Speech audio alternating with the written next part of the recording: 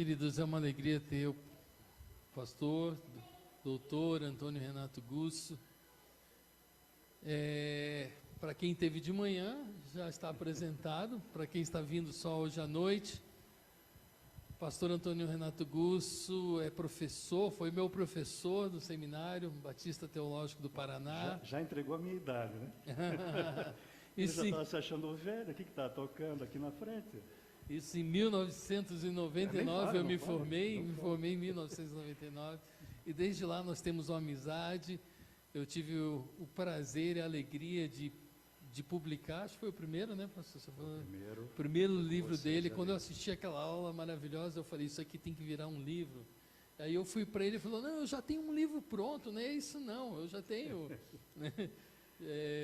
Jesus se apresenta? Não, o primeiro foi o Como entender, mas você queria publicar o Jesus se apresenta. Já estava pronto, né? Estava pronto. Eu falei, não é esse que eu quero a aula, a sua matéria. E aí ele foi lá, fez o Como Entender a Bíblia, e nós publicamos esse livro, e até hoje tem abençoado não somente a seminaristas, mas a todo o povo de Deus. E hoje, ele de manhã, ele não trouxe os livros dele para vender. Hoje eu falei, pastor, traga os seus livros, porque a gente quer continuar essa aula. Então, se você gostou da aula hoje e quer continuar se aprofundando, ele trouxe alguns dos livros, só alguns dos livros, né? Porque ele tem muitos livros. Então, tem alguns livros ali atrás. A Kátia que vai ajudar, vem lá, pode ser, Kátia, porque a Kátia é especialista em livros, então... A Kátia você fale com a Kátia ali, com ela, e não saia sem levar o seu livro.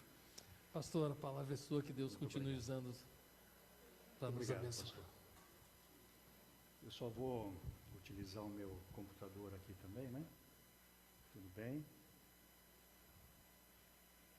Quero aproveitar e dizer que a minha esposa não está aqui agora. Ela veio pela manhã e agora não está, porque ela está dirigindo o culto agora. Deu um problema de agenda aí, viu, pastor Adelson? Eu avisei ela que estaríamos aqui de manhã e de noite, mas ela acabou trocando o dia, e ela mesma, porque ela que faz a escala, e ela escalou ela para dirigir de manhã em uma das congregações e à noite agora em outra. Então de manhã ela veio, né? Pediu que outra pessoa entrasse no lugar dela, e ela veio de manhã, mas agora à noite ficaria demais também. Era difícil. Ela também é professora na Faculdades Batistas do Paraná, irmãos. Nós nos formamos juntos aí na faculdade também, fizemos teologia, ela fez teologia, depois ela fez pedagogia, fez um mestrado em educação e é doutora em teologia também. Então ela é professora no mestrado e no EAD. E eu quero dar uma palavra também sobre a faculdade, pastor, se me permite aqui, porque é o seguinte, irmãos. A faculdade é de vocês. Acho que é do lado de cá, né? Se não me engano. A faculdade é de vocês. Pertence a cada um dos batistas do Paraná. Eu costumo dizer que alguns confundem. Alguns acham que a faculdade ela é filiada à Convenção Batista Paranaense. Ela não é filiada à Convenção Batista Paranaense. Ela pertence à Convenção Batista Paranaense. E quem é que forma a Convenção Batista Paranaense? Cada um dos batistas do Paraná. Então é tua. E nós estamos com um programa lá, pastor, e estamos convidando as igrejas para conhecerem a faculdade. Na verdade, agora, ali na Silva Jardim, 1859, né, que eu estou ali lecionando desde o ano de 1990, mas cheguei anos antes, porque eu estudei ali também. Ali agora é o chamado Centro Batista. Irmãos, vale a pena conhecer. É uma pena que a maioria não sabe o que tem. Nós temos ali, realmente, a faculdade, o Centro Batista está ali, a Ordem dos Pastores está ali, a Associação dos Batistas da Grande Curitiba está ali também. Então eu tenho convidado, o dia que vocês quiserem, olha, queremos um sábado de manhã fazer um grupo para ir lá, para orar pela faculdade, tá? Orar pelo Centro Batista, orar pela Convenção Batista Paranaense. Vai lá na sala do diretor, da Convenção Batista Paranaense, ora, pede a bênção de Deus ali, vai na sala do diretor acadêmico, que sou eu, né? Por favor, não deixem de orar por mim também, nas salas de aulas. Meus irmãos, porque ali é um campo de batalha, pode ter certeza. Tá? Como dizia, talvez você tenha conhecido um pastor que era do Guabirutu, não era pastor na época, Carlão. Você conheceu o Carlão? Olá. Você é velho mesmo. Você é velho mesmo. O Carlão, encontrei, carioca, né? Encontrei ele numa ocasião lá no Seminário do Sul, lá no Rio de Janeiro. Sul, mas é no Rio de Janeiro, né? Poucos entendem esse negócio também. Mas o sul do Brasil, para os batistas, era ali, viu, irmãos? Tinha o Seminário do Norte em Recife, tinha o Seminário do Sul, no Rio de Janeiro. Eu lembro de estar conversando com ele, muito tempo atrás, e disse, pastor, aqui tem Deus, mas o diabo também anda por aqui. E é a pura verdade, irmãos. Entendeu? Por que lugar melhor para tentar desestabilizar uma denominação do que dentro de uma faculdade? Não tem lugar melhor. Tá? Então, eu peço as orações dos irmãos. Por favor, orem por nós. Vão lá. Também estamos com uma nova modalidade de culto semanal. Nós temos convidado igrejas para que tenham um grupo como aqui, né? Esse grupo que cantou agora, vão lá e realizem um culto semelhante com o que realiza na igreja, para que os alunos tenham opções, então, de ver que as igrejas batistas não são todas iguais. Eu giro pelas igrejas batistas, irmãos, cada uma tem um estilo. Né? Cada uma tem um estilo. Então, nós queremos mostrar as formas de culto também. Então, quem sabe podemos marcar só que aí sempre é à noite, 8h30, 8h20 da noite, até 9h10. É curtinho, né? Mas dá para fazer um culto assim, enxuto, e abençoa. Vai estar ensinando também os futuros pastores, missionários e missionárias. Ok? Estão convidados. Agora precisamos marcar uma hora, uma data desse culto aí, para o próximo semestre, né, ou para o próximo ano, porque esse ano também já foi, né? Fala a verdade. Tivemos na semana passada, liderando o culto, Igreja Batista da Alameda. Pastor Luiz Wagner esteve lá, pregou, em conjunto também participou, foi muito bom. Da semana anterior foi Igreja Batista da Lindóia. O João Camargo esteve lá, com o pessoal do louvor, né? Foi muito, muito interessante também. Acho que uma antes tivemos Igreja Batista Betel. Então estou confundindo aqui ele na Betel, né? Esteve na Betel. Tive, assim, surpresas muito agradáveis, porque encontrei pessoas que eu não via há muito tempo. Por exemplo, eu encontrei lá um casal, né? Eu realizei o casamento deles lá no SIC, há muitos anos atrás. Eu não vi aquele casal há muito tempo, quando eu vejo, estamos no Betel. Então, que maravilha, que coisa boa, né? Foi um casamento inesquecível, irmãos, porque eu fiz o casamento de 2 irmãs com 2 irmãos. É único na vida, né? Fala a verdade. E eu cometi uma gafe no momento lá das promessas que vocês não imaginam. Eu troquei os nomes dos noivos. Fulana, você aceita? Fulano, não, eu não, pastor, eu aceito o outro aqui, ó. Olha, pastor passa cada uma, né, irmãos? É interessante. Mas então, tive o privilégio de revê-los. Foi muito bom, realmente, maravilhoso. Então, a faculdade é de vocês, viu? É de vocês.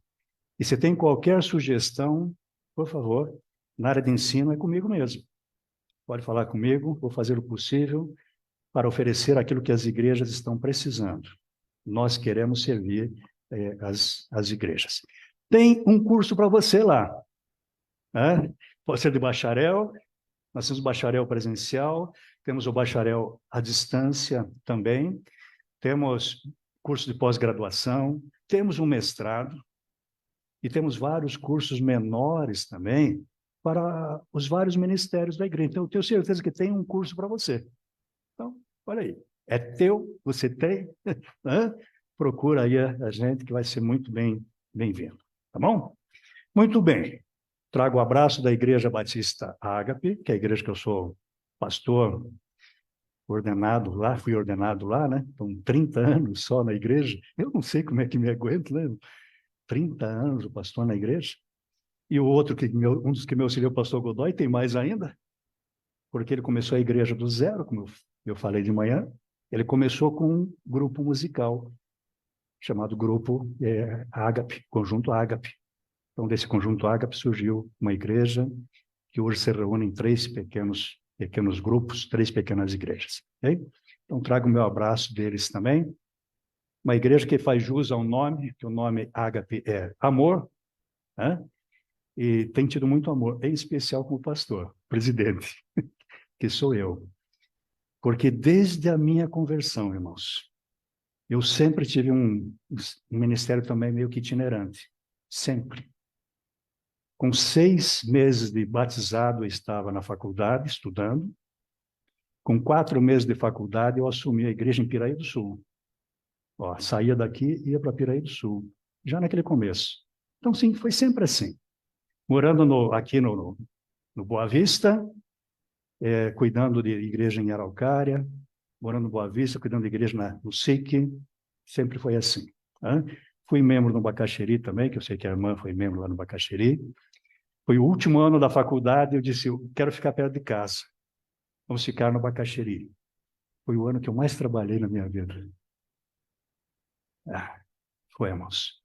Nós tínhamos 16 seminaristas no Bacaxeri naquela época. O pastor Jorge Ramos estava como pastor interino e ele me colocou como coordenador dos seminaristas. No último ano que eu queria, né, me dedicar mais ao estudo, que eu já era casado, já tinha filho. Minha filha nasceu no primeiro ano da faculdade, meu filho nasceu no 4º ano, eu queria, né, focar mais. Tinha empresas, então não imagine, e trabalhava na igreja direto ainda, e mais a faculdade. Então foi muito corrido. Tenho amigos até hoje ali no Bacaxeri. Eu brinco com o pastor Silvado, que eu votei para ele vir para o Bacaxeri, mas quando ele chegou eu caí fora. Mas eu votei.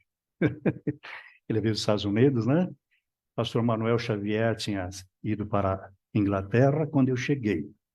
E ali depois, no final do ano, o começo do outro ano, né? O Silvado, pastor Silvado, foi chamado e tem feito um trabalho maravilhoso ali também. Ok? Estou muito contente também de conhecer parentes aqui, como a irmã Siloá, né? Que aí, Prevedelo, porque a minha família também tem Prevedelo também. O meu avô é o Benvenuto Gusso e minha avó é Paula Prevedelo Gusso. Então, pessoas que temos ligações com os Prevedelos dessa região aqui, com certeza, família do pastor Altair Prevedelo, né? Que eu só conheci depois da minha conversão também. Conheci o pai dele antes, mas ele eu conheci só depois. Irmãos, quero falar agora, nesse momento, sobre um dos livros que temos ali também, que é o Jesus se Apresenta. Né? Este livro aqui é uma mensagem que procura apresentar o que a Bíblia disse e o que ela diz com base no que disse.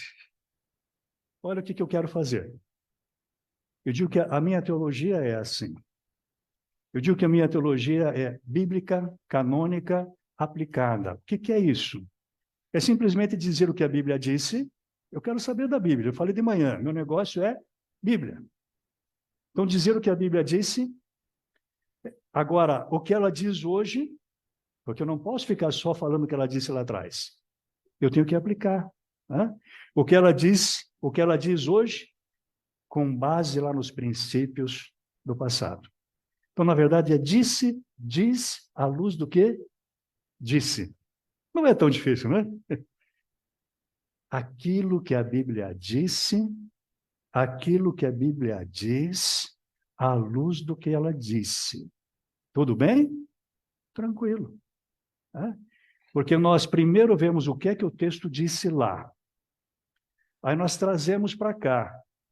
Mas só que não tem nenhuma carta escrita a esta igreja aqui. Ou a Igreja Batista Ágape, que eu sou pastor. Não tem. Foi escrita à igreja de Corinto, né, de Éfeso. Então, eu tenho que ver o que disse lá. Aí eu vejo, mas o que é que dá para aplicar aqui? À luz do que foi dito lá. Aí, meus irmãos, a mensagem sempre é bíblica. Entende? Estou dizendo aquilo de tal forma, vamos dizer assim, procuro dizer de tal forma que o autor da carta diria, é isso mesmo. Se eu estivesse, eu diria isso para vocês. Eu quero fazer realmente isto. Então, este livro tem isso também. Está aí o Eu Sou, né? Ficou a capa muito bonita ali. Jesus se apresenta. Ele já teve um outro nome. Ele foi primeiro, Jesus se apresenta, eu sou. Depois, acho que é técnica desse pessoal que vende livro, viu? Acharam que era melhor mudar, né? Para eu sou, Jesus se apresenta. E tem tudo a ver, realmente, porque eu analiso as passagens onde Jesus diz quem ele é. Então, qual que é o objetivo? Responder a seguinte pergunta: quem é Jesus? Olha, este livro... Ó, primeiro quero dizer, eu não sou vendedor de livro, não, viu, pastor? Não sou. Por isso que eu nem trouxe de manhã, e só levo na igreja que realmente pede que eu leve. Né? Não sou vendedor de livro, mas quero que leia os meus livros, porque eu escrevo para ser lido, é óbvio. E este livro é um livro ótimo para dar de presente para quem não conhece Jesus. Por quê? Porque eu analiso exatamente as passagens onde Jesus diz quem ele é. Eu procuro, da melhor forma possível, dizer lá como que Jesus disse. E, claro, trago para cá e faço a aplicação. Então, quem é Jesus? Deixando aí que o próprio Jesus responda, conforme ele se apresentou, segundo os relatos enfáticos que encontramos no Evangelho de João, onde ele se apresenta como eu sou. Isso é uma coisa muito, muito importante. João descreve Jesus se apresentando de forma enfática, ligando, irmãos, diretamente lá com Êxodo 3, 11 a 15.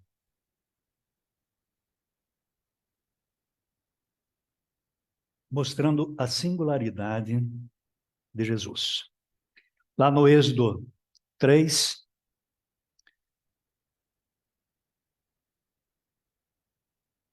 tem aquela pergunta, tem aquela pergunta lá do Moisés, que Deus está enviando ele para o povo de Israel. Ele vai dizer qual que é o nome, qual que é o seu nome. O que é que eu vou dizer lá para o povo quando chegar no Egito? Porque pensa bem, o povo está lá no Egito, Moisés tem um encontro com Deus lá no deserto, aí ele vai chegar e vai dizer, gente, eu tive uma visão. Tinha lá no meio do deserto um arbusto e estava pegando fogo, mas não consumia, e saiu uma voz do meio do... Deus falou do meio desse arbusto para mim e disse que eu deveria vir aqui e tirar vocês aqui do Egito. Será que é fácil de acreditar nisso? Não é, né? Não é. Aí ele vai dizer, mas e o que eu vou dizer? Quem está me enviando? E aí Deus vai dizer a Moisés, irmãos, eu sou o que sou. Assim responderá aos israelitas, eu sou, me enviou a vós. Olha, quando Jesus se apresenta várias vezes no Novo Testamento, e ele usa o eu sou, ele está fazendo uma ligação claríssima com Êxodo, capítulo 3. Ele está dizendo, eu sou aquele lá. Eu coloquei aqui só para vocês terem uma ideia aqui um pouquinho do hebraico, né? Essas letras bonitas também ali, na verdade, são letras modernas utilizadas no computador. Alguns escritos também antigos são bastante bonitos, mas não tão quadradinhas assim, porque as letras são desenhadas. E ali está escrito, só que é daqui para lá que se lê o hebraico, né? E, geralmente a gente pensa que é de lá para cá, mas eu coloquei ali a transliteração, ou seja, a pronúncia, né? Rie, axé, rie, que na verdade está numa forma chamada incompleta, que é eu serei o que serei. As traduções sempre trazem eu sou o que sou. É uma possibilidade, mas está numa forma verbal, que é eu serei o que eu serei. Deus dizendo, eu sou, ou eu serei o que eu quiser ser. Vai e diz para o povo, eu serei o que eu quiser ser. Deus é o que ele quiser, irmãos. E no momento que ele está em forma humana, ele quis ser um homem. Se fez homem em Jesus, né? Ou na forma de Jesus. Isso aqui é coisa básica do cristianismo e muitos ainda não têm percebido. Mesmo logo depois do Novo Testamento, nós vemos João combatendo algumas heresias, alguns que diziam que Jesus não foi Deus se fazendo homem. Heresias, né? Heresias. Achavam assim que Deus apenas veio sobre Jesus e quando chega na cruz, ele abandona Jesus, só que estaria totalmente furado, né? E os nossos pecados não estariam pagos também, porque Jesus pagou os nossos pecados como homem, como ser humano. Olha como ele se humilhou realmente. Mas Deus é o que ele quer ser, e ele quis ser Jesus, né? E vem para nos salvar. E aí nós chegamos no Novo Testamento, aí é o grego no Novo Testamento, não é mais o hebraico, porque tem 400 anos entre o Antigo Testamento e o Novo Testamento, muita coisa mudou ali, e aí Jesus se apresenta usando esse eimi, que significa eu sou. Mas é muito importante, irmãos, é claro que Jesus não falava no grego, Jesus falava no aramaico, mas João transmitiu aquilo que Jesus passou, né? E sempre aparece aqui não aparece só o eimi, mas aparece assim, ó, ego eimi. E o ego, como está ali, o ego sou eu, ego. Nós usamos até hoje, temos muitas palavras do grego na nossa língua e nem sabemos, irmãos. Tá? Por exemplo, aí sabe como é que é sandália em grego? Alguém tem a mínima ideia aí, não? Sandália em grego? Vou ensinar para vocês. Sandália. Exatamente isso. Exatamente isso. Tá? Nós temos milhares de palavras gregas no nosso vocabulário. Tudo que entra, logia, né? Psicologia, estudo da alma. Eu não consigo entender bem um psicólogo ateu, viu, irmãos? Porque psique é a alma, e logia é o estudo. Como é que você vai estudar, trabalhar com a alma se você é ateu? Não vai dar. Tem coisa errada aí. Né? Mas tem muita coisa boa e fácil da gente entender. Só para descontrair, eu estava dando uma aula, uma igreja do interior de Santa Catarina, no meio do mato, que é com a porta aberta assim, eu olhava, tinha um milharal na frente. Para trás acho que era plantação de soja, e o pessoal me chamou para dar um final de semana das línguas originais. Você acredita nisso? O povo quer conhecer. Né? E eu estive lá. Aí eu comecei a brincar, dizendo, olha, você conhece a palavra sandália, a palavra fantasma? Fantasma é grego também, viu? Fantasma. Comecei a dizer várias palavras, né? É teologia. Aí comecei a falar algumas, meu irmão disse assim, pastor, eu estou desconfiado que o meu trabalho tem a ver com o grego. Eu disse, mas qual é o teu trabalho? O nome é Pax Thanatos. Eu disse, que é isso, irmã? O que você anda fazendo, né? Porque praxis é prática. Já está dizendo. Thanatos é morte. Você é matadora de aluguel? O que está acontecendo? Né? Ela disse, não, pastor, eu trabalho com artigos funerários. Praxis, Thanatos. Eu nunca tinha escutado essas duas palavras juntas, assim, né? Como um trabalho. E aqui Jesus usa o ego eimi. Então, uma ênfase. O ego não precisava usar, irmãos. Só aparece o pronome antes quando é uma ênfase. Então, quando ele diz eu sou, ele está dizendo só eu. Ego é em mim. Se ele disser é em mim, ele já disse eu sou. Agora, se ele falou ego é em mim, eu é quem sou. Não tem mais nada. Tá? Então, é interessante que ele vai se apresentar várias vezes. Eu vou dar uma palavra rápida disso aqui, lógico. Né? João 4, 16 a 26, tem aquele encontro com a mulher samaritana, e ali nós vemos que ele vai dizer que ele é o Messias. Ego é em mim, e ele vai dizer, o Messias. Né? Olha, Foi interessantíssimo porque, pelo menos pela ordem, é claro que os textos nem sempre estão na ordem cronológica, na ordem do tempo, na Bíblia. Mas ali é a primeira revelação que nós temos, assim, de que ele dizendo, eu sou o Cristo. E é para quem? Para uma mulher samaritana. Que o samaritano, a sombra do samaritano passava sendo judeu, o judeu ia para casa tomar banho, porque estava achando que estava impuro naquele momento.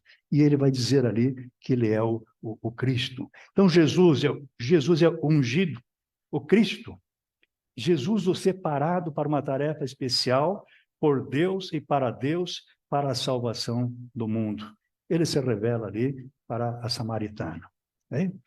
A base da pregação da igreja iniciante, eu gosto de chamar de igreja iniciante. A gente fala igreja primitiva, né? Dá a impressão assim que está todo mundo lá, uga, né? Uma coisa assim primitiva, não sei. A igreja iniciante, a pregação da igreja iniciante era essa, irmão. Jesus é o Cristo. Cristo é uma palavra grega, que traduz uma palavra hebraica. O Messias, ou Mexia. Né? Traduz essa aqui, ou traduz do hebraico para no Antigo Testamento o Messias, no Novo Testamento é Cristo. É o Messias, o enviado. A igreja primitiva, então, a pregação em especial era esta. Os missionários chegavam lá nas sinagogas e pregavam o quê? Jesus é o Cristo. Alguns pensam hoje em dia que Cristo é o sobrenome de Jesus, né? Jesus Cristo, como Renato Gusso. Não, não é. Jesus não é. Jesus Cristo, com o passar do tempo, se tornou nome mesmo. Mas podem ler o livro de Atos, você vai ver que sempre tem um O na frente. Jesus é o Cristo, o Messias. Traduzindo, na verdade, é o ungido. Eram ungidas pessoas para cargos especiais, objetos que eram separados para Deus, ou separado por Deus para vir e trazer aí a salvação para todos nós. Tá? Ele se apresenta também como o pão da vida. Ele vai usar o ego eimi, o. Tá? Ele se apresenta como o alimento espiritual para as nossas vidas. Aquele que tem o poder de sanar a fome espiritual por completo. Eu cito nesse livro, Eu Sou, uma experiência que eu tive aqui em Guaraxaba, litoral do Paraná. Estava num retiro lá e de madrugada vieram chamar no retiro se tinha alguém para ajudar, porque tinha uma pessoa endemoniada lá na vila. Tá? E eu e o pastor Glacir Machado estávamos lá naquela ocasião e nós fomos lá. E realmente chegamos e já entramos, passamos pela sala, entramos lá, a moça estava num quarto, estava nua, e fazia questão, queria se mostrar para os pastores, e fomos orando, e pela graça de Deus, de repente, foi expulso aquele demônio daquela pessoa. Ela levou um susto realmente quando nos viu, chorou, ficou envergonhadíssima. Quando eu saí, eu relato isso no livro, quando eu saí, eu parei um pouquinho na sala, aí eu vi o que estava acontecendo na sala. Meus irmãos, ela tinha vários livros, mas vários. Poucas pessoas têm tantos livros como aquela pessoa tinha. Era só livro falando sobre morte, desgraça, assassinato, coisas dessa natureza. Do que o povo está se alimentando hoje? Mas nós temos aqui em Jesus o pão da vida. Ele é o alimento. Enquanto não se alimentar dele, realmente estamos nos alimentando com coisas que não valem nada muitas vezes. E o resultado estava lá. A moça sendo tomada por um demônio, porque estava se alimentando do quê? Enchendo a própria vida, aí com aquele ensino espiritual. Então, Jesus se apresenta como o alimento espiritual para as nossas vidas, aquele que tem o poder de sanar a fome espiritual por completo. Este sim. No versículo 35, ele usa uma forma poética hebraica, ainda que seja o Novo Testamento, está escrito em grego, mas ele usa a forma poética hebraica, que acontece muitas vezes na Bíblia, uma repetição. Ó, quem vem a mim jamais terá fome, quem crê em mim jamais terá sede. Quem vem a mim e quem crê em mim é a mesma coisa, irmãos. Chama-se paralelismo sinonímico, sinônimo. Ele diz duas vezes a mesma coisa com palavras diferentes. Então, vir a Jesus é crer em Jesus. Se você crer em Jesus, você já foi a Jesus. Tá? E a promessa qual é? Jamais terá fome, e está em paralelo com jamais terá sede. Ou seja, as necessidades, ele está falando de forma figurada, óbvio, ele está falando de forma figurada espiritual. As necessidades espirituais vão embora, né? Quando nós cremos realmente em Jesus, porque Jesus é o pão da vida. Ele também é a luz do mundo. E ao se apresentar, lá em João 8, 12 a 20, vai usar o ego é em mim, né? Ao se apresentar como a luz do mundo, Jesus declarou ser ele mesmo a solução para as trevas que tomam conta da humanidade. O mundo em trevas precisa de Jesus, a verdadeira luz. Não tem outra. Esta é a verdadeira. Né? Outras luzes, sim, pode aparecer, mas a verdadeira, a, com o artigo definido, é esta aqui. Né? Então, ele é o único enviado diretamente da presença do Pai, e assim fala as palavras de Deus também. Jesus se apresenta como também o enviado de Deus, 8, 21, 30. No 8, 24, ele diz assim, se não crerdes que eu sou, ó, o eu sou ali, ó. E está em maiúscula, na versão que eu coloquei ali, ó. O eu sou, porque o tradutor já percebeu. Isso aqui tem ligação lá com eu sou o que sou. Tá? Com o nome de Deus, porque eu sou o que sou, Irie, Axé, Irie, tem a raiz do nome de Deus também ali. Tá?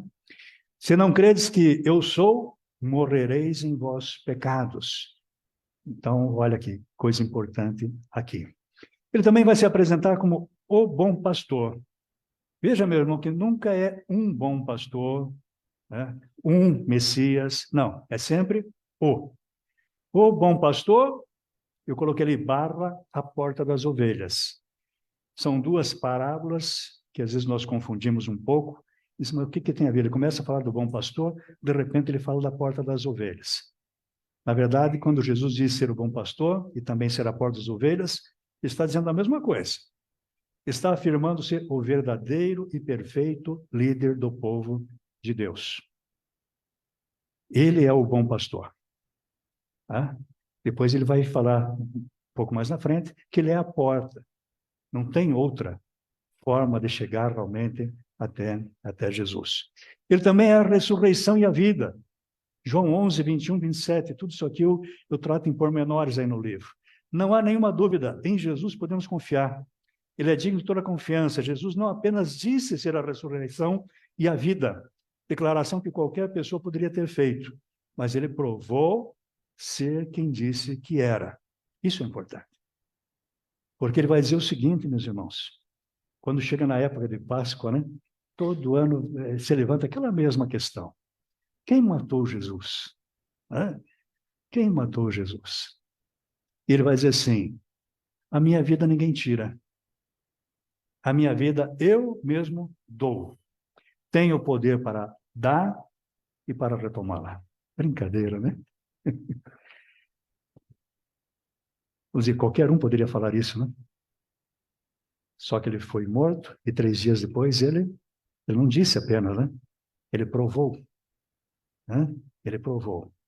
Tinha poder para dar, ou vocês acham que não podia descer da cruz a hora que ele quisesse? Claro que podia. Né? Para descer da cruz era só descer. Ele não desceu realmente porque nos ama, irmãos. Ficou na cruz. Eu entendo até o Pedro desesperado ali, vendo que Jesus ia para a cruz, e quando ele percebe que Jesus sabia tudo que, tinha predito já tudo que ia acontecer ali, porque ele realmente é o Senhor. Né? A ressurreição e a vida. E ele é o mestre e Senhor. Está lá em João 13, 12 a 17. A maneira como Jesus lança a mão do duplo título, o mestre e o Senhor, que é o que eu vou dar uma ênfase aqui. com os artigos definidos, como se vê na língua original, demonstra que ele é mais do que um mestre ou um senhor, entre outros. Está sinalizando, sim, para a sua condição exclusiva e superior aos demais. Meus irmãos, algumas pessoas não gostam de ouvir o que nós estamos dizendo, ou o que eu estou dizendo agora, que é só Jesus.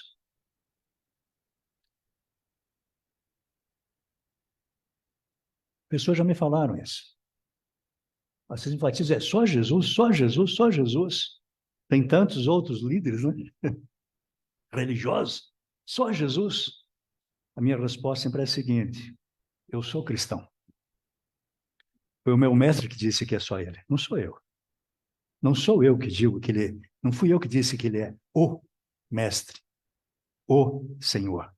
Foi ele mesmo quem disse isso. Né?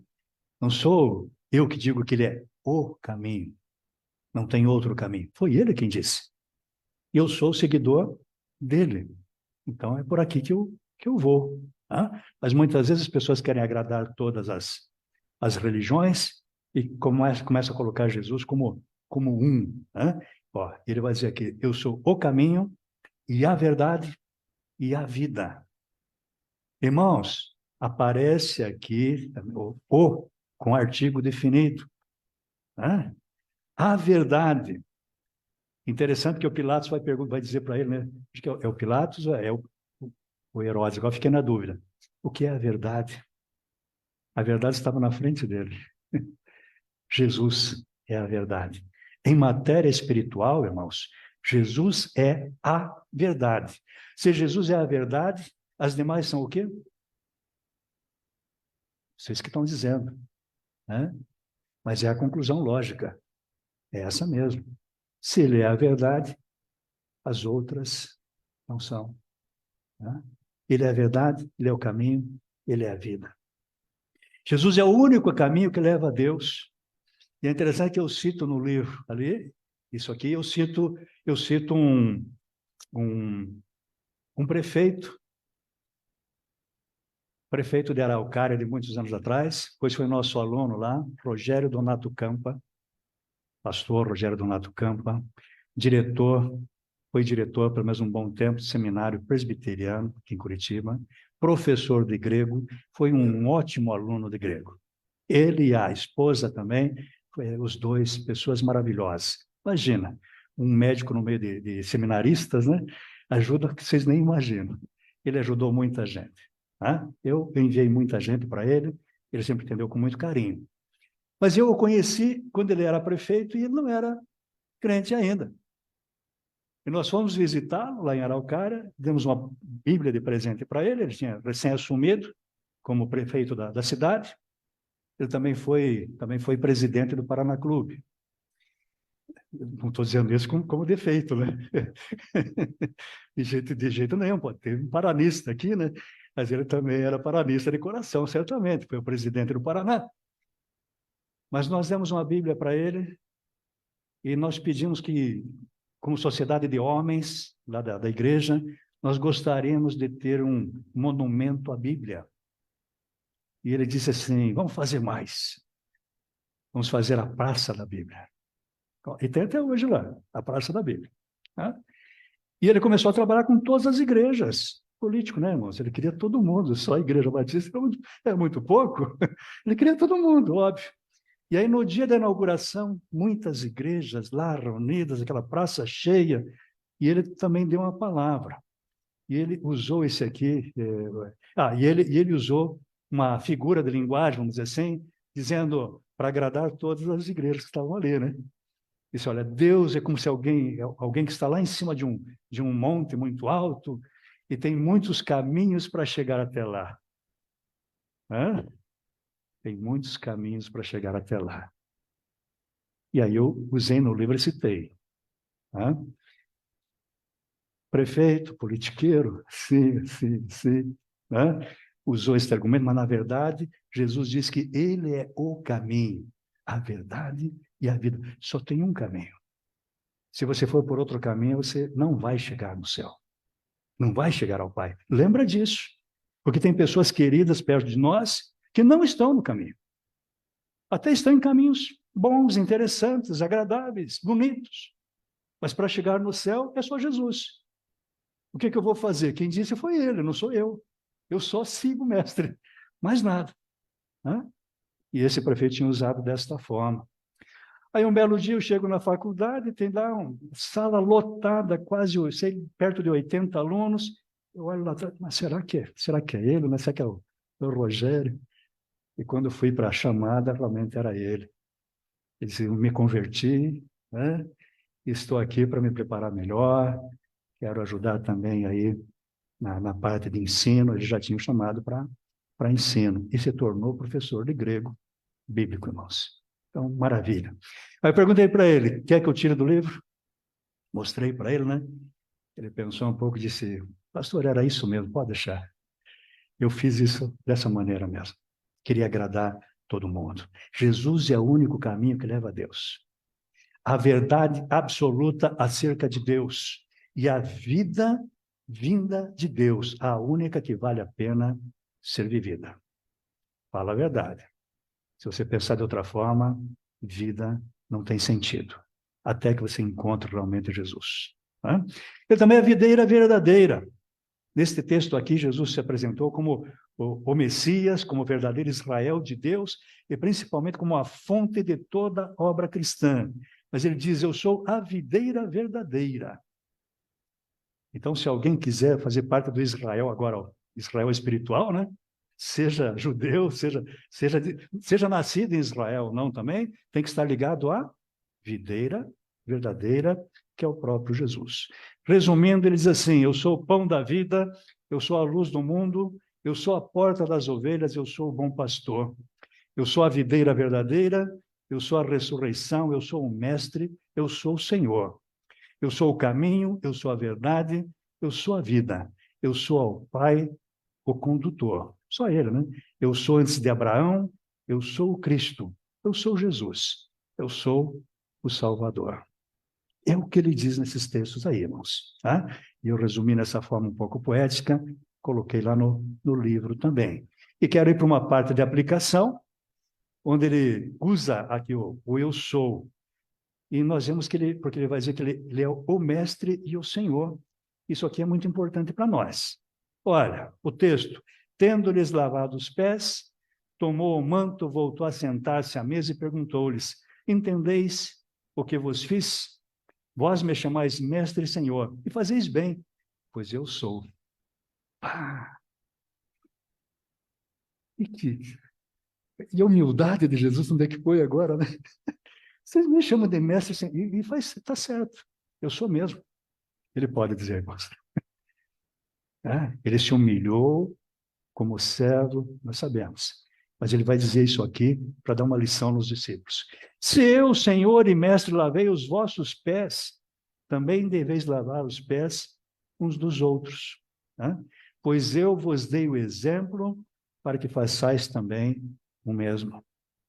Em verdade vos digo, o escravo não é maior que seu senhor, nem o mensageiro é maior que aquele que o enviou. Se de fato sabeis essas coisas, sereis bem-aventurados se as praticardes. João 13:12, tendo-lhe lavados os pés. Por que ele lavou os pés dos discípulos? Irmãos, eles estão numa festa, e era costume lavar os pés daqueles que chegam na festa. Provavelmente eles já tinham tomado banho lá no banheiro público, lá de Jerusalém. Sabia que tinha banheiro público? É. Muitas pessoas vindo de todas as partes do mundo para passar a Páscoa em Jerusalém. Então, milhares de pessoas, alguns, acho que chegaria até 1 milhão de pessoas do mundo inteiro, estão ali e tomaram banho, agora vão para um lugar da Páscoa, vão celebrar a Páscoa, tem uma festa. E aí é o seguinte, tem um costume, alguém vai lavar os pés dos convidados. Mas eles não têm escravos aqui, quem lava os pés é um escravo. E não é qualquer escravo. Você sabia que judeu tinha escravo judeu também? Tinha. Falei de manhã, tinha mais escravo do que libertos naquela época. Os judeus tinham escravos judeus também. Um escravo judeu não fazia um trabalho desse. Tinha que ser lá, um egípcio, da Síria, de qualquer outro lugar que eles capturaram em algum momento, né? Compraram em algum momento, e está nisso aqui. E Jesus vai lavar os pés dos discípulos. Ele fez o trabalho do quê? De um escravo. Por isso que ele vai dizer lá, compreendeis o que eu vos fiz? Não dá para compreender. Porque Jesus é o quê?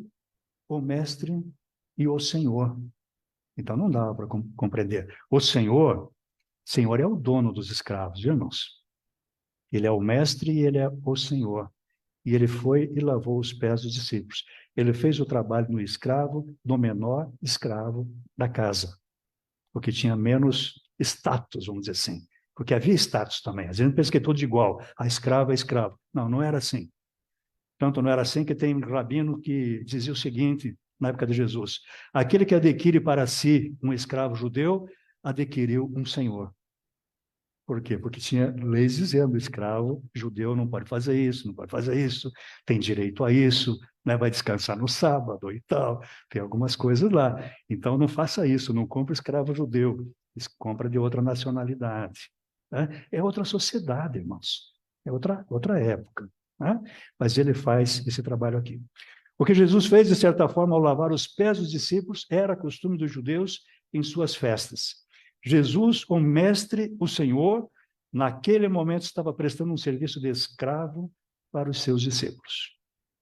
Olha só. Apesar de todo o contratempo lá com Pedro, Jesus conseguiu lavar e enxugar os pés de todos. A primeira parte da lição estava dada. Agora, é o mestre mais uma vez, agiu de forma surpreendente, faltava agora a explicação de tudo aquilo que havia feito aos seus assustados alunos. Eu imagino a cara deles quando que eu fico pensando, eles estão indo do banheiro público até o lugar da festa, e talvez estivesse até brincando entre eles. Bom, quando nós vemos em outro evangelho, não, em João, nós vemos que estavam discutindo, inclusive, quem é o maior entre eles. Olha lá, Jesus vai dizer que o maior é aquele que serve. Tá? Provavelmente eles estivessem até brincando enquanto o fulano é que vai lavar. Não, é o fulano. Quem sabe João fosse o mais novo, parece que era o mais novo, né? É o João que vai lavar, ele é o mais novo. Né?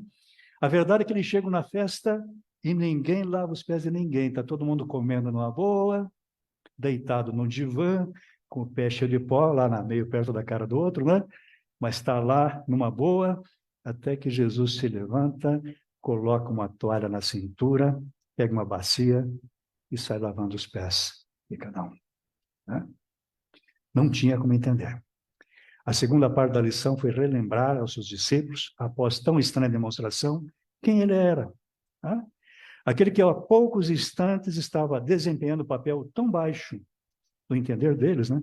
Era nada mais, nada menos do que o mestre e o Senhor. Né? Fazendo o papel de escravo. Okay? Vós me chamais o mestre. E dizeis bem. Você achou, hein? Não, dizeis bem, eu sou mesmo o mestre. Vocês me chamam de Senhor, ele vai dizer depois, né? E dizeis bem, porque eu o sou. Como mestre, não há mestre igual a Jesus, em número de seguidores. Meus irmãos, e cada vez cresce mais o número de seguidores. Em resultados, o ensino de Jesus é simplesmente maravilhoso, em diversidade de métodos. Para ele não tinha, qualquer lugar era lugar, irmãos. Ele tinha alguém na frente, ele estava ensinando. A nós temos que, né? Se faltar o meu slide aqui, eu já vou ter dificuldade, né? Já vou ficar meio perdido. Mas não tinha nada disso. Ele sentou com alguém, está andando, está ensinando. Encontrou um estrangeiro, está ensinando. É um mestre por excelência. Diversidade de métodos, diversidade de temas, em autoridade para ensinar, em variedade de pessoas alcançadas. Irmãos, é impressionante a quantidade de pessoas diferentes. Só não se fala em igualdade a partir da Bíblia por preconceito à Bíblia. Porque a Bíblia realmente faz isso aqui, ó, mistura pessoas diferentes. Tá? Se nós olharmos aqui, vamos ver, tem gente aí que vem da Europa, tem gente que vem alguma coisa da África, tem gente misturada com indígena também, tem de tudo. Nós somos essa mistura aí, e todo mundo é igual. Tá? A Bíblia vai dizer, não tem homem, não tem mulher, não tem grego, não tem judeu, está dizendo não tem nacionalidades, porque o reino de Deus entra em todo o mundo e no meio de todos. Eu, sem brincadeira, em qualquer lugar que eu chego, tem uma igreja, eu estou em casa. Qualquer lugar. Chego na África, chega lá, tem os irmãos, parece que eu já conhecia, parece que sempre andamos juntos. Vai em outro lugar, nos Estados Unidos, mesma coisa, na Itália, difícil de achar crente na Itália. Quando você achou, você, meu Deus, aí está em casa. Em qualquer lugar. Tá? Como eu ando muito em igrejas, às vezes eu chego assim, cidade do interior, chego na rodoviária, eu olho assim, aí é aquele que está me esperando. Já tem o jeito do crente, né? É impressionante, irmãos. E já está em casa. Isso não é de agora, desde que eu comecei. Eu estava no primeiro ano do seminário, já comecei com viagens. E é claro que um falso crente no nosso meio é um perigo enorme. Porque você chega, a casa já está aberta. Né? Eu lembro de chegar em casa de pessoas que eu nunca vi na vida. E elas saem, tem que viajar, aconteceu alguma coisa, pastor não era pastor ainda, né? Irmão, a casa é sua, fica aí. Entendeu? É assim. Tá? Mas Jesus alcança a variedade de pessoas, não há outro mestre igual a Jesus, em adaptabilidade ao local de ensino. Ele ensinava amigos e inimigos, ensinava quem queria e quem não queria aprender. Isso aqui eu aprendi com ele também, irmãos. Eu olho de forma especial. Se tem algum aluno que eu percebo que não quer aprender, esse aqui que eu vou ensinar. Eu chego junto. Entende? Aí eu faço uma força maior ali para ele. Porque eu estou ali para ensinar, não estou?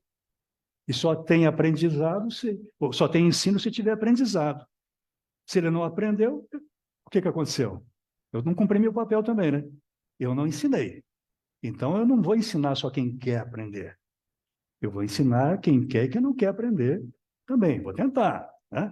Ele ensinava amigos e inimigos, ensinava quem queria e quem não queria aprender.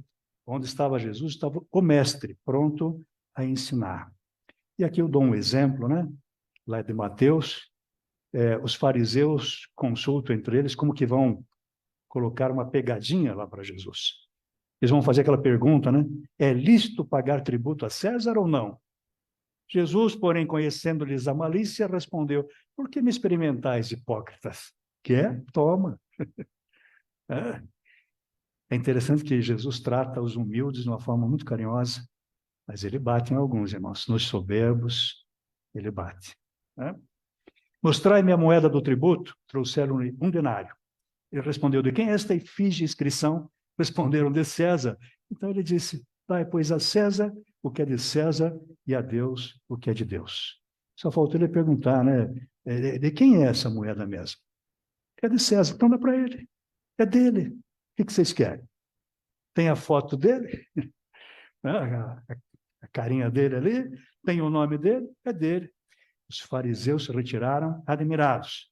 Saduceus desafiaram a capacidade de Jesus e, ao final da discussão, as multidões ficaram admiradas, porque eles vão perguntar sobre Jesus a respeito do mandamento, né? Principal mandamento, e ele vai mostrar de forma maravilhosa, resumindo a lei. Chegou um momento que ninguém mais ousava fazer pergunta para Jesus. Jesus não é apenas um mestre, irmãos. Ele é o mestre. Né? O maior de todos que passou ou passará aqui pela terra. Digno de toda honra, o qual ensinava com autoridade e não como os escribas do seu tempo. E ele diz, vós me chamais o Senhor. Dizeis bem, porque eu sou. E o título para Jesus, este título, né, é empregado em muitas vezes no Novo Testamento. E ele se apresenta como Senhor. Não há outro Senhor igual a Jesus. Em autoridade sobre a natureza. Ele diz para o vento e o mar, aquieta-te. E o vento e o mar se aquietam. Né? Autoridade sobre as doenças físicas e espirituais. Ele manda o espírito sair, sai. Ele diz ao leproso, fique limpo. E o leproso Fica em autoridade para perdoar pecados. Irmãos, quando desce aquele paralítico diante de Jesus, ele diz, os teus pecados estão perdoados. Todo mundo começa a cochichar, né? Blasfêmia. Porque quem é que pode perdoar pecados? Só Deus. É óbvio. Só Deus. Isso para que vocês saibam que o Filho do Homem tem poder na terra para perdoar pecados. Levanta também, pega a tua cama e vai para casa. Está muito claro. Ele tem poder para perdoar pecados. Autoridade sobre vida e morte, incluindo a sua própria. Autoridade sobre o mundo espiritual. Se os discípulos de Jesus conseguiram visualizar a implicação desse título duplo, né? O Mestre e o Senhor, então estavam preparados para entender o restante da aula. E nós também. Pensemos aqui na grandiosidade do Senhor. Ele diz, porque eu vos dei o exemplo, para que, como eu vos fiz, façais vós também. Jesus, a quem nós seguimos, é o Mestre, é o Senhor. Não tem ninguém ao nível dele. Né? Ele fez o quê? Trabalho de um escravo. Nós devemos fazer a mesmíssima coisa, irmãos. E nós temos aqui um perigo, o desejo de ser servido e não servir. O irmão que estava aqui tocando disse, estamos aqui para servir. Né? Disse, que bom. Louvado seja o Senhor, que já colocou um pouco da mensagem nos lábios dele aqui. Porque Deus já sabia o que eu ia falar também. Muitas vezes você dá uma ênfase errada, inclusive no escolher igreja, irmãos. A pessoa vai na igreja que se sente bem, se sente melhor. Eu vou no restaurante que eu me sinto melhor. Eu vou na loja que eu me sinto melhor. Eu vou na igreja que eu sirvo melhor. Né? Quando cheguei na igreja Batista Ágape, eu fui apenas visitar a igreja, perto de casa, a mais próxima de casa. Eu ouvia falar num tal projeto Ágape. Até que um dia eu fui visitar. Férias, e eu fui lá. Quando eu chego lá, tinha 4 pessoas no culto. E eu estava saindo do SIC e estávamos para voltar para o Bacaxiri, que é uma igreja maravilhosa. E a Sandra trabalhava com as mulheres lá no Bacaxiri, que nunca conseguimos nos desligar verdadeiramente do Bacaxiri. Chegamos na Ágape, tinha 4 pessoas. Eu disse, é aqui que nós vamos ficar. Né? E estamos lá até hoje, irmãos. Até hoje. Servindo e sendo servido pelos irmãos também. O servo não é maior do que o seu senhor, Jesus vai dizer. O escravo, a palavra ali é doulos, não é maior que o seu senhor. Né? Então, fica aqui algumas coisas bem práticas para nós. Como é que eu posso servir as pessoas em geral? Coisas simples, irmãos. A gente fica pensando em coisas difíceis, né? Sorria para aquele que está triste. Você já percebeu que se você sorrir para alguém, acontece o quê? Meu irmão? Não volta um sorriso? Volta lá, volta. Claro. Aí se você olha, pronto, fechou a cara. Também vai fechar. Então sorria para quem está triste. Pergunte como estão. Dê tempo para realmente ouvir o que os outros estão falando. Elogie os demais. Elogie. Dê carona para aquele irmão que não tem carro, tem estado presente nas reuniões. Olha, eu fico triste quando eu tenho que, às vezes, chamar alguém, tem lá uma pessoa com até dificuldade para andar, veio a pé e tem que pedir para alguém levar. Se coloca logo à disposição. Ou não, mas é que vai tirar meu tempo, eu vou perder 15 minutos para ir até lá, vou gastar mais um pouco de gasolina. Bom, se a tua fé em Jesus não permite você perder meia hora para levar alguém que precisa ter em casa, ou gastar 1 litro de gasolina, 2 litros de gasolina, a tua fé está muito pequena. Coisas simples, irmãos. Dê carona. Divida com seus liderados a glória da vitória. Não fica só para você. Né?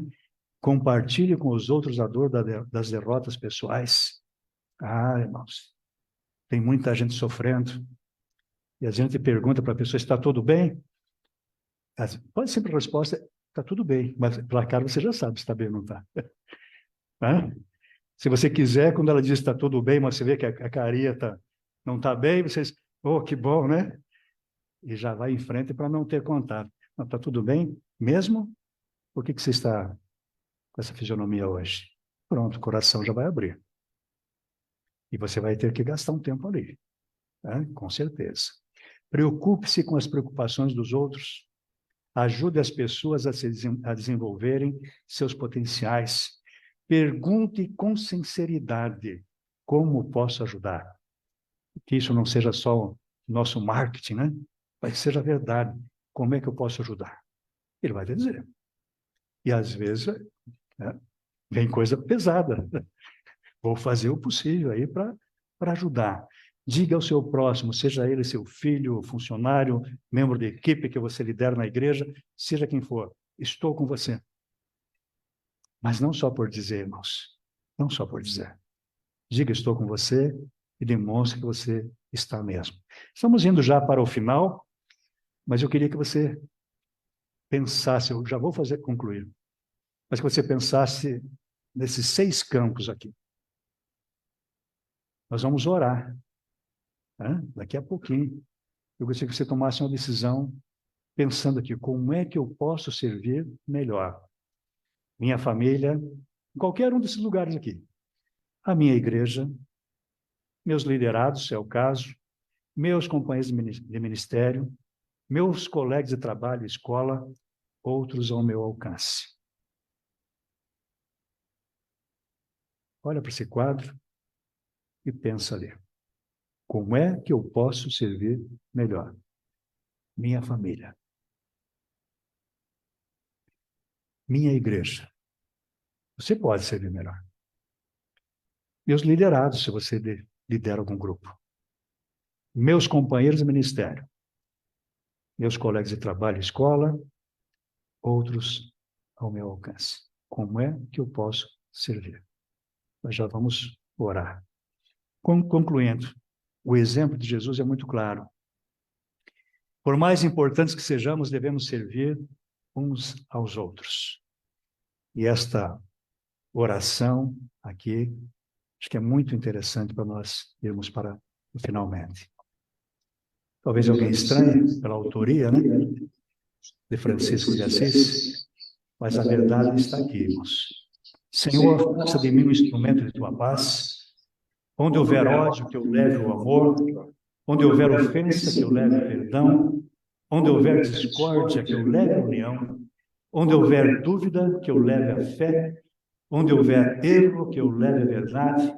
Onde houver desespero, que eu leve a esperança. Onde houver tristeza, que eu leve a alegria. Onde houver trevas, que eu leve luz. Ó Mestre, faça que eu procure mais consolar e ser consolado, amar que ser amado, pois é dando que se recebe, é perdoando que se é perdoado e é morrendo que se vive para a vida eterna. Faça essa oração também, irmãos. Se sabeis estas coisas, bem-aventurados sois, se as praticardes, ou seja, felizes vocês serão. Jesus, o Rei dos Reis, o Mestre dos Mestres, Senhor dos Senhores, o líder dos líderes, se fazendo escravo dos escravos, nos ensinou que também devemos servir. Abaixa tua cabeça, irmão, irmã. Quero orar com você. Eu mostrei aquela lista ali de 6 campos, né?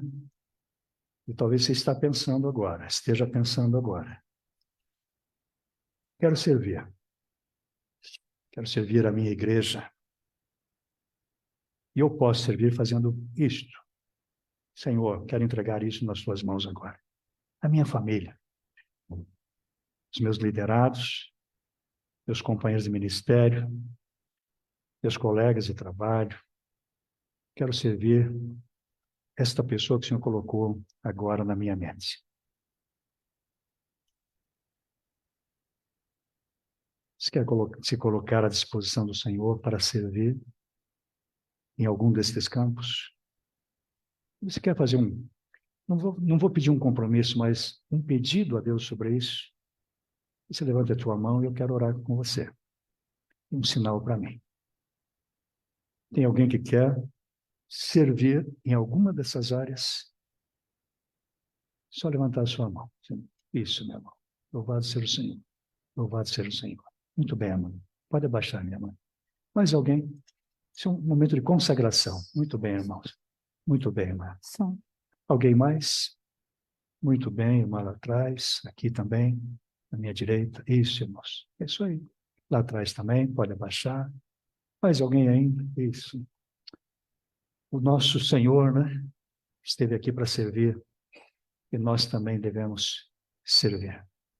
Ele, o Mestre e o Senhor, que diz, e eu sou mesmo, mas eu fiz o trabalho de um escravo para vocês. Na verdade, fez um trabalho de um escravo que se deu na cruz. E nós devemos seguir esse mesmo caminho. Se tiver mais alguém, levante a sua mão, consagrando ao Senhor. Muito bem, minha irmã, pode abaixar. Quero orar. Meu Deus, o Senhor realmente é mestre, o Senhor realmente é Senhor. E nós, Pai, somos tão pequenos, teus servos, e queremos servir-te melhor. Vários irmãos e irmãs levantaram suas mãos, consagrando suas vidas. Eu quero pedir, Senhor, que o teu Espírito que habita nestas pessoas esteja dando forças para que eles possam realmente servir melhor a esta igreja, às famílias, aos liderados, a pessoas diversas que passaram na mente deles, e que isso realmente seja agradável ao Senhor. Abençoa o Senhor, dá-lhes forças para que continuem firmes neste caminho, seguindo um modelo que o Jesus nos mostra, porque assim eles também serão felizes, serão bem-aventurados. Muito obrigado ao Pai, em nome de Jesus. Amém.